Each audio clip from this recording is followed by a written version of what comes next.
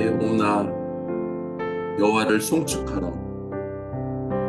내 속에 있는 것들아 다 그를 송축하라.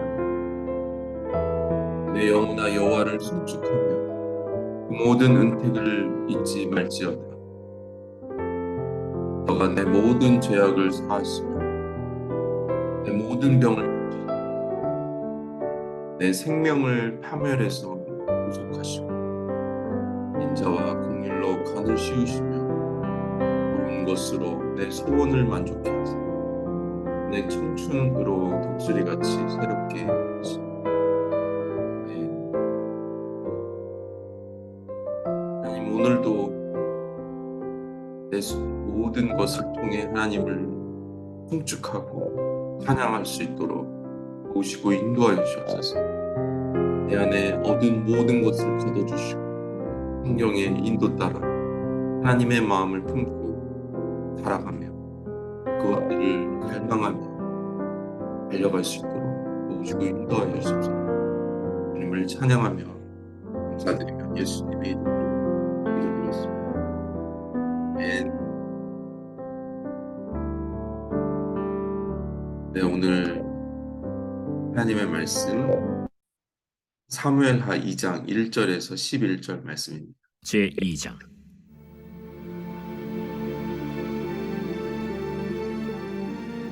그 후에 다윗이 여호와께 여쭈어 아뢰되 내가 유다 한 성읍으로 올라가리이까? 올라가라. 어디로 가리이까? 헤브론으로 갈지니라. 다윗이 그의 두 아내 이스라엘 여인 아히노암과 갈멜 사람 나발의 아내였던 아비가일을 데리고 그리로 올라갈 때에 또 자기와 함께한 추종자들과 그들의 가족들을 다윗이 다 데리고 올라가서 헤브론 각 성읍에 살게 하니라. 유다 사람들이 와서 거기서 다윗에게 기름을 부어 유다 족속의 왕으로 삼았더라. 어떤 사람이 다윗에게 말하여 이르되 사울을 장사한 사람은 길앗 야베스 사람들이니이다. 다윗이 길르앗 야베스 사람들에게 전령들을 보내 그들에게 이르되 너희가 너희 주 사울에게 이처럼 은혜를 베풀어 그를 장사하였으니 여호와께 복을 받을지어다. 너희가 이 일을 하였으니 이제 여호와께서 은혜와 진리로 너희에게 베푸시기를 원하고 나도 이 선한 일을 너희에게 갚으리니 이제 너희는 손을 강하게 하고 담대히 할지어다. 너희 주 사울이 죽었고 또 유다 족속이 내게 기름을 부어 그들의 왕으로 삼았음이니라. 사울의 군사령관 넬의 아들 아브넬이 이미 사울의 아들 이스보셋을 데리고 마하나임으로 건너가 길르앗과 아술과 이스라엘과 에브라임과 베냐민과 온 이스라엘의 왕으로 삼았더라. 사울의 아들 이스보셋이 이스라엘 왕이 될 때 나이가 40세이며 2해 동안 왕위에 있음이라. 유다 족속은 다윗을 따르니 다윗이 헤브론에서 유다 족속의 왕이 된 날수는 7년 6개월이더라. 네, 사울이 길보아 산 전투에서 죽고 난 후에 집 다윗이 1절에 여호와께 물어보고 있습니다. 하나님의 음성은 헤브론으로 옮겨 가라고 말씀하셨습니다. 이제 다윗은 유다 지파의 왕으로 지금 기름 붓게 받게 되는 중요한 시점으로 하나님이 인도하였습니다. 그러나 후반절에 보면 또 이스라엘의 또 한 명의 왕이 일어나죠. 아브넬 군대장관에 의해 사울의 넷째 아들 이스보셋을 세워 지금 두 나라로 이스라엘이 나눠지게 됩니다. 먼저 다윗을 살펴보면 다윗은 왜 하나님께 물어보게 되었을까요? 비록 사울이 전쟁에서 죽었지만 여전히 사울을 따르던 다윗을 쫓던 세력들은 이스라엘의 전역에 있었습니다.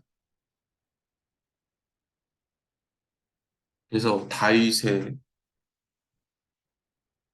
가장 합당한 곳이 유다 땅으로 그때 보였기 때문에 다른 곳으로 이동하지 않고 7년 6개월 동안 그곳의 왕으로 하나님이 통치할 수 있도록 해줬습니다. 다윗은 지금 블레셋에서 귀향했죠. 그 피신하며 고국을 떠나 그것도 매국노로서 이스라엘을 대적하는 그런 삶을 600명의 군사를 데리고 살아.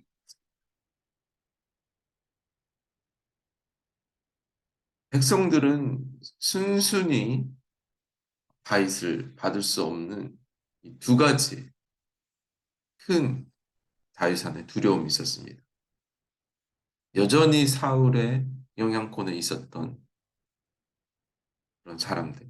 또 하나는 자신이 하나님께 여쭤보지 않고 블레셋으로 망명하여 이스라엘의 대적이 되었던 그 매국노의 삶. 이 두 가지 큰 어려움이 있었기 때문에 다윗은 이 사울의 죽음을 듣고 나서 다시는 이런 결정적인 실수를 하지 않으려고 하는 그런 다윗의 모습이 보여 있습니다. 다윗은 이제 블레셋을 떠나 유다 땅으로 옮겨가야 되는데 하나님의 뜻이 아니면 유다 땅으로 돌아가지 않으려는 철저한 순종의 모습을 드러내고 있습니다.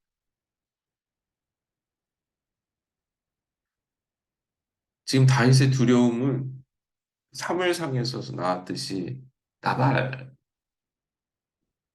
다윗이 쫓겨 있는 중에 나발이라는 사람이 다윗을 무시하고 대적하였죠. 먹을 것을 달라고 그랬을 때 다윗을 업신 여기며 사울 편에 섰었습니다. 아마도 나발 같은 사람들이 이스라엘 전역에 많이 있었음을 또 알고 있었고 또 그런 경험 때문에 쉽게 이동할 수 없었던 다윗이었습니다. 그래서 사무엘상에 아말렉의 전쟁에 승리했을 때 이 다윗은 유다의 장로들에게 그 전리품을 나눠주며 자신의 동족에 대해서 자신의 진심을 계속 보여주었습니다. 그러나 이런 여러 가지 상황보다도 다윗의 어떠함보다도 이미 하나님은 다윗을 이스라엘의 왕으로 유다의 왕으로 기름 부으셨죠. 하나님은 이제 이스라엘 땅의 왕으로 다윗을 준비시켜주고 있습니다. 인간적으로는 넷째 아들, 사울의 넷째 아들 이스보셋이 왕이 되는 것 같지만 하나님은 지금 다윗을 세우고 계십니다. 다윗 입장에서 보면 600명의 자기의 수하, 군사들, 또 그들의 가족들을 데리고 이동하는 일은 쉽지 않은 일입니다. 지낼 집도 문제지만 그 먹거리, 그들의 건강을 유지하면서 다른 곳에 또 정착한다는 것은 불리한 상황. 그러나 하나님이 분명히 헤브론이라는 그 땅을 지정해 주셨습니다. 이스라엘에서 가장 높은 지형을 위치하고 있었기 때문에 왕의 성읍으로 아주 적합한 곳이었습니다. 이름도 원래 기럇 아르바였죠. 네겝의 성읍. 정말 하나님께서는 우리의 삶을 우리는 우연 같은 그런 시간들을 받아들이지만 하나님께서는 우리를 예비하시는 그런 일들이 늘 있죠. 언제요? 우리가 하나님께 여쭤보고 걸어갔을 때 그것들을 확신할 수 있습니다. 내가 어떻게 여기까지 이사 왔지? 내가 어떻게 이런 일을 하고 있지? 생각했을 때 돌이켜보면 하나님의 인도하심, 그분의 섭리가 간섭함이 있음을 우리가 알고 있습니다. 이제 다윗이 왕으로서 7년 6개월 동안 안전하게 그리고 유다의 다윗 왕궁의 수도로 사용되는 장소로 그렇게 하나님이 인도하셨습니다. 다윗은 가장 안전한 곳이 하나님이 인도하신 장소임을 믿고 신하고 그 길을 걸어왔습니다. 하나님에 대한 신뢰가 다윗에게 있음을 우리가 배울 수 있습니다. 우리가 하는 일들, 우리가 가는 곳들, 우리가 잠시 여행하는 그 시간조차도 하나님의 도우심을 우리가 경험해야 하는 것입니다. 또 다윗의 아내를 통해 다윗이 또 백성들의 신뢰를 얻고 덕을 얻어가며 점점점 왕의 역할들을 수행할 수 있도록 동역자, 조력자, 함께하는 사람들을 하나님이 예비하셨습니다. 우리도 그렇게 주변에 있는 가족, 배우자, 주변에 있는 모든 사람들을 통해 우리가 더 선한 영향력을 하나님 나라를 세우는데 그 역할들을 감당하고 할 수 있도록 돕는 자까지 하나님이 예비해 주십니다. 우리가 하나님의 인도를 받음을 확신하는 것은 우리 주변에 이런 우리의 돕는 분들, 함께하는 분들을 얻을 때 우리가 확신을 갖고 그 일을 또 섬길 수 있는 것이죠. 다윗은 그동안 사울에 충성했던 그런 사람들, 그 영혼들까지 품고 진짜 이스라엘 왕으로 준비하게 되었습니다. 4절에 보면 나오죠. 길르앗 야벳 사람들이 사울의 시신을 장사한 그들을 축복하며 그들을 선대하며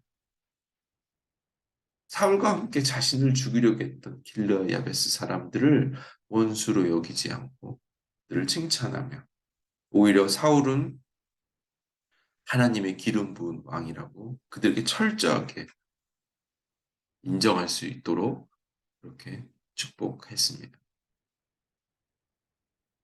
그런데 한편에서 8절부터 군대장관 아브넬이 자신이 그 권력의 욕심을 채우기 위해 넷째 아들 이스보셋을 데리고 이스라엘 정부를 세우게 됩니다. 이제 첫 번째로 이스라엘 나라가 둘로 나누어지는 역사가 시작되었습니다. 한국도 좀 비슷하죠.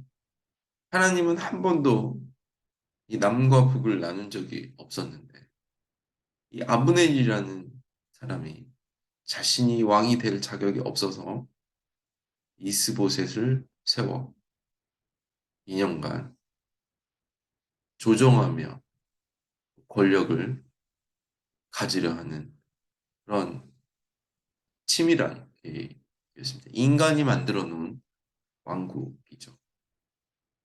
이제 사울이 죽고 났으니까 군대의 장관이니까 모든 권력이 자기에게 있는 것을 확인하게 되고